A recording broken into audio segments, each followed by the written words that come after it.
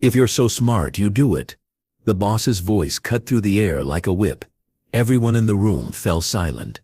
In front of him, a young delivery woman held a box still wet from the rain. She had no idea that in a matter of seconds, she would become the center of a humiliation that would change her life forever. Clara had only come to deliver a package, but her gaze stopped on the blueprint spread out on the table.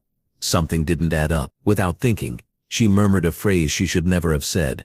"Maybe you're reinforcing it from the wrong side." The boss heard her, and with a cruel smile repeated, "Oh yeah? Then you do it."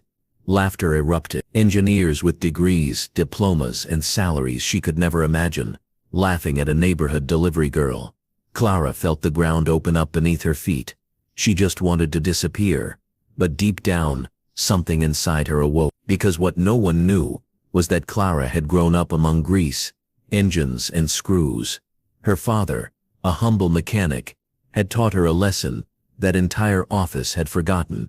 Never reinforce where it's already strong. Reinforce where no one thinks to look. That afternoon, as she pedaled through the rain, those words echoed over and over in her mind. She couldn't get them out of her head. What she saw in that room wasn't just any mistake.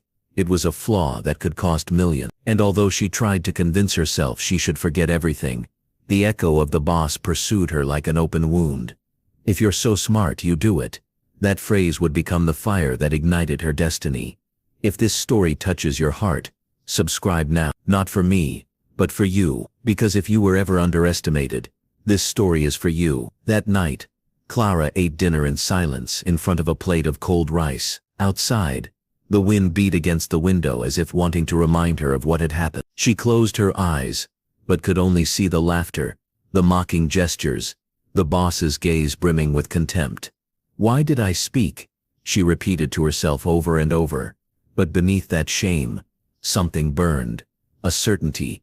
She had seen the blueprint correctly. She didn't need a degree to know it. Her father had taught her patiently, in that small workshop where grease was part of their daily bread. He always told her, "Look where no one is looking, daughter. That's where the flaw everyone ignores." Clara got up from the table, found an old piece of paper, and began to draw from memory what she saw in the room. The support was poorly balanced. If they reinforced the wrong side, the structure would fracture under pressure. She couldn't believe she remembered it so clearly. Her mind was like a camera that had captured every detail. The next day, while traveling through the city on her delivery bike, the app marked a new delivery for her. When she read the address, her heart stopped. It was the same company. For a moment she thought about rejecting the order, but money was scarce, and she couldn't afford to be choosy. Upon arrival, the same imposing building greeted her with its glass walls. The echo of her footsteps resonated in the hall. From the meeting room she heard tense voice. "If we change the angle of the main support, the load distributes better." "No, we already tried that." Clara stood still, listening, unintentionally, and as if fate were playing with her. The boss saw her from inside. "You again?" he said with a sour tone. "Here to deliver or to give your opinion?" Clara felt the impulse to stay silent, but the words came out on their own. "Maybe the problem isn't the angle, but the point where you're fixing it." The silence was immediate. The engineers looked at each other, some with mockery, others with discomfort. The boss arched an eyebrow with a venomous smile. "The point where we're fixing it," he repeated sarcastically. "And how do you know that?" "Because if you reinforce the stronger side, you'll only make the weight become unbalanced faster. But if you check the opposite side, where you think it's fine, you'll find the flaw," said Clara, with a trembling but sure voice. The entire room watched her. The boss let out a dry laugh. "Perfect, folks, you heard her. We're hiring the new street engineer." The laughter erupted again. Clara swallowed, left the package on the table, and left without looking back. But one of the younger engineers, intrigued, took note of what she said. That night, while she pedaled down dark streets, they tested her suggestion, and for the first time in weeks, the model held. The next morning, the boss entered the office with a furrowed brow. "Are you telling me it worked? That delivery girl was right and we weren't?" he roared. The silence of the engineers was the only answer. Meanwhile, Clara kept working in the rain, not imagining that her comment had saved a multi-million-dollar project. Her life was a routine of tiredness and silence, But inside her a new spark grew. Dignity. She wasn't just a simple delivery girl. She was the daughter of a man who taught her to understand how metal breathes, how a structure twists, how to hold the weight of the world with a single idea. The boss, however, couldn't stand the humiliation. "I don't want to hear that woman's name again," he grumbled. But it was too late. His pride had collided with the truth, and the truth had the face of a delivery girl. That afternoon, Clara had another order assigned to the same address. Seeing the notification, her chest tightened. She hesitated for a few seconds before accepting it. But hunger doesn't wait, and neither does the rent. When she entered the building, she noticed something different. The looks, they were no longer just mocking. Now there was a mix of curiosity and nervousness. As she walked down the hall, she heard murmurs. "There goes the neighborhood genius." One whispered, "It was probably just luck." Another replied with sarcasm. Clara clenched her teeth, pretending not to hear. She had learned to do that since she was a child. The world always found a way to remind her of her place.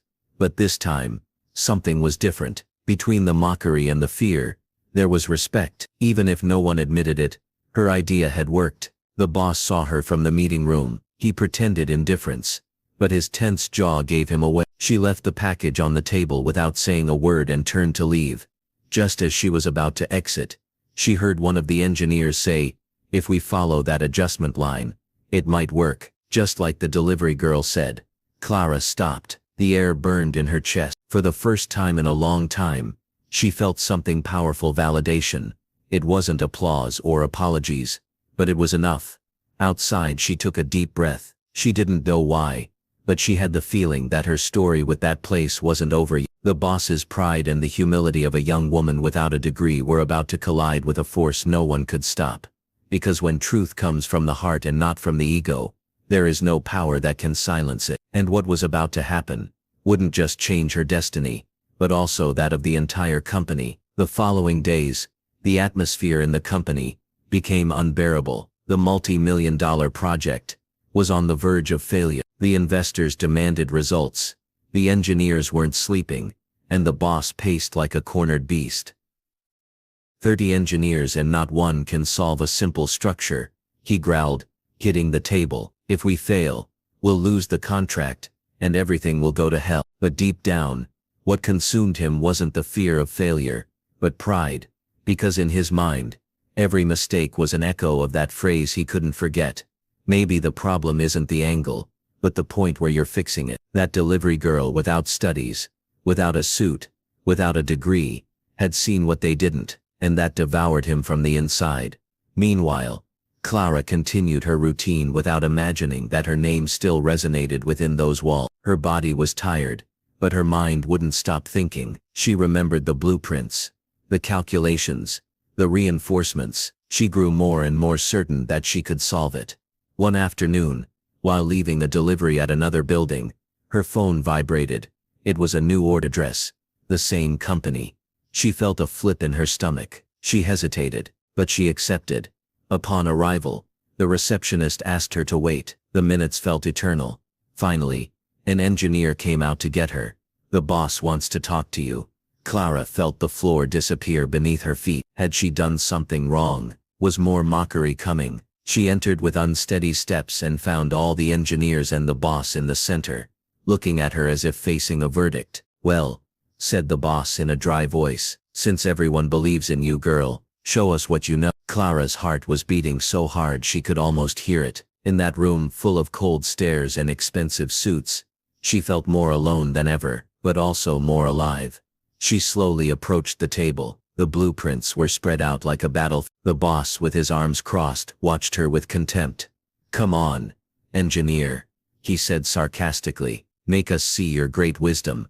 Clara took a deep breath and picked up the pencil. Her hands trembled, but her voice did not. "The problem isn't the strength," she said calmly. "It's where you're applying it. You're reinforcing the stronger side, but the opposite side is giving way. If you balance it here," she pointed with the pencil, "the load distributes evenly." One of the engineers frowned. "That doesn't make sense with our calculation." "Calculations don't always see what the eye feels," she replied. "My father taught me that in his workshop. When a machine vibrates excessively, it's not because it lacks strength, but because it has it in the wrong place. The silence became thick.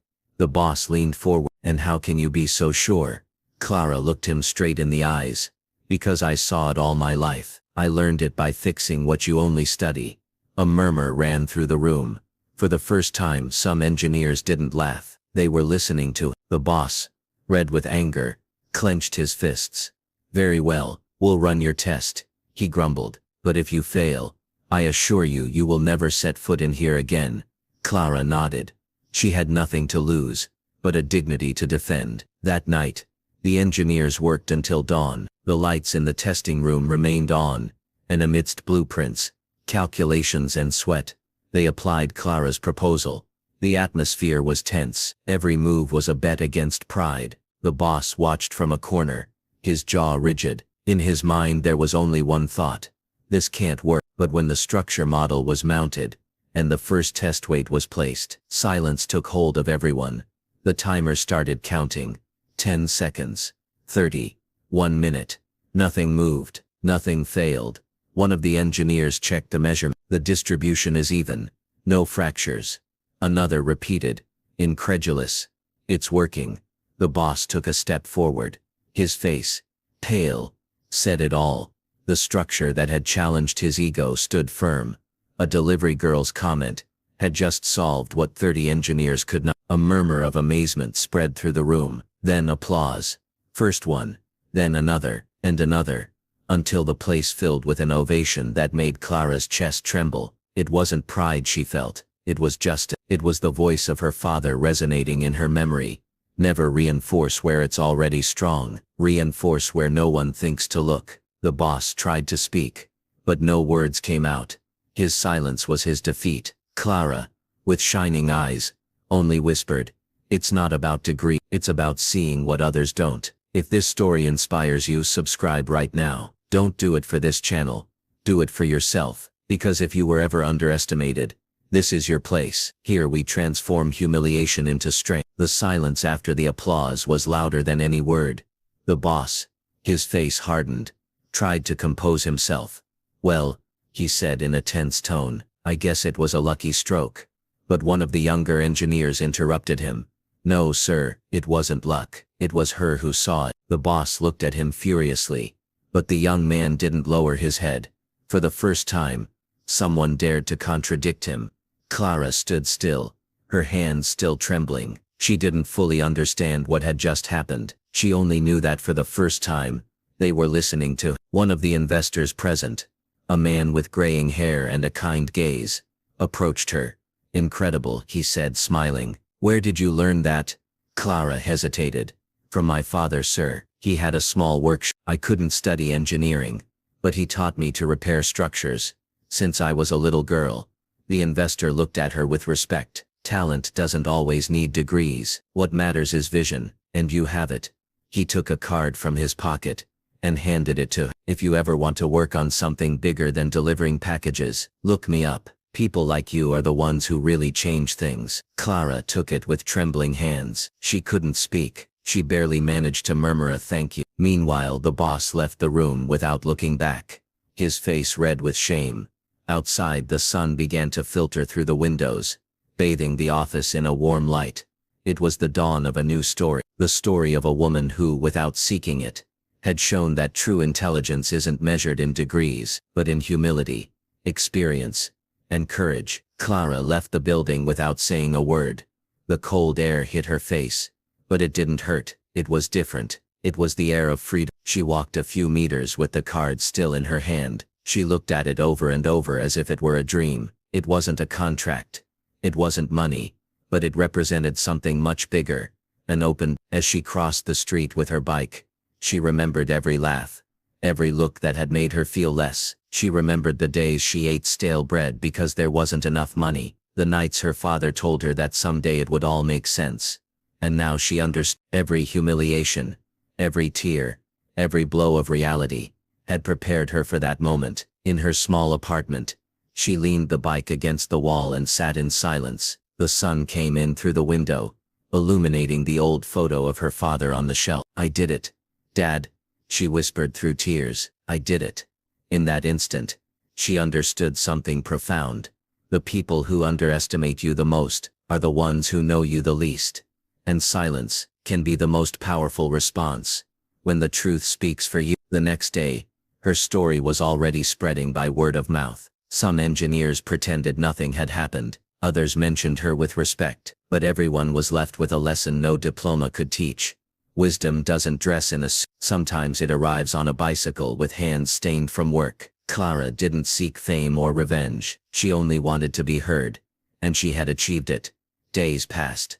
And although Clara returned to her delivery routes, something inside her was no longer the same. Every time she passed the building, she didn't feel fear, but pride.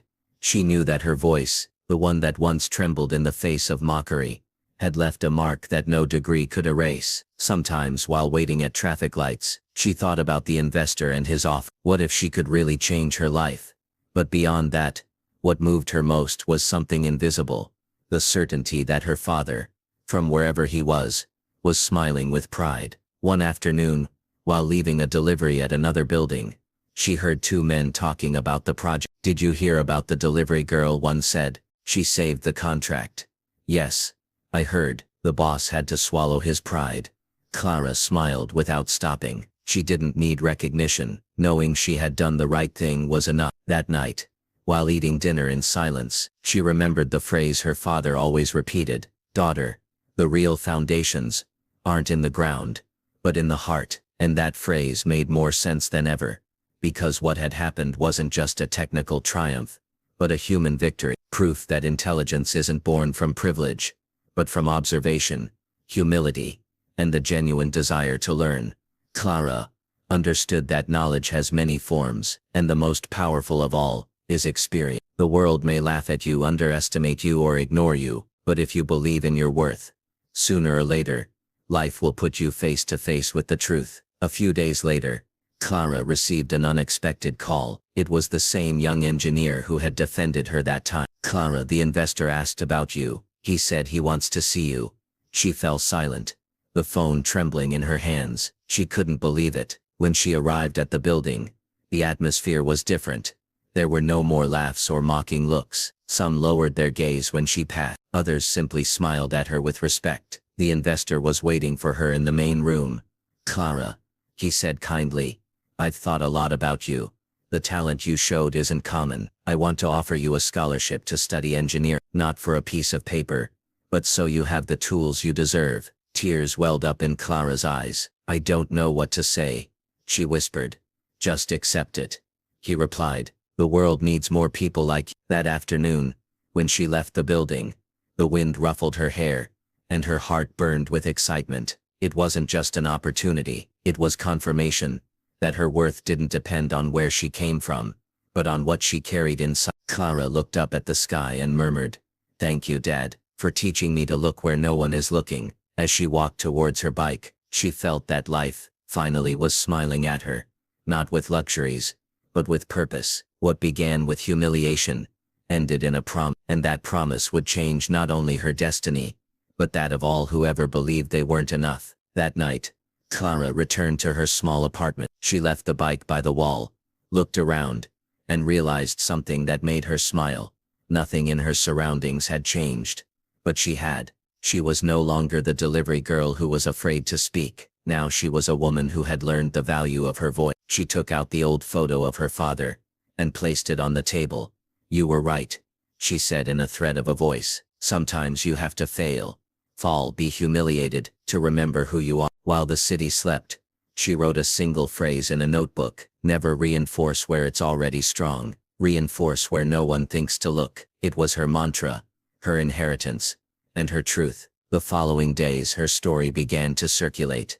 Someone shared it on social media. "Delivery girl corrects engineers and saves multi-million-dollar project." Thousands of people commented, "That's how you shut up the arrogant." Talent doesn't have a uniform. Clara wasn't seeking fame, but in silence, she inspired thousands of souls tired of being invisible. She proved that value isn't measured by salary or by degree, but by the gaze that doesn't give up. The boss never mentioned her again. His pride, once so high, had crumbled before the humility of a woman with a soul of steel. And as life went on its course, Clara understood that sometimes the greatest triumph isn't demonstrating what you know, but demonstrating who you are when everyone doubts you. If this story touched something in your heart, subscribe. Not for this channel, but for you. Because if you were ever made to feel less, here you will remember that your voice can also change everything. And if you believe that, leave your opinion below. I want to read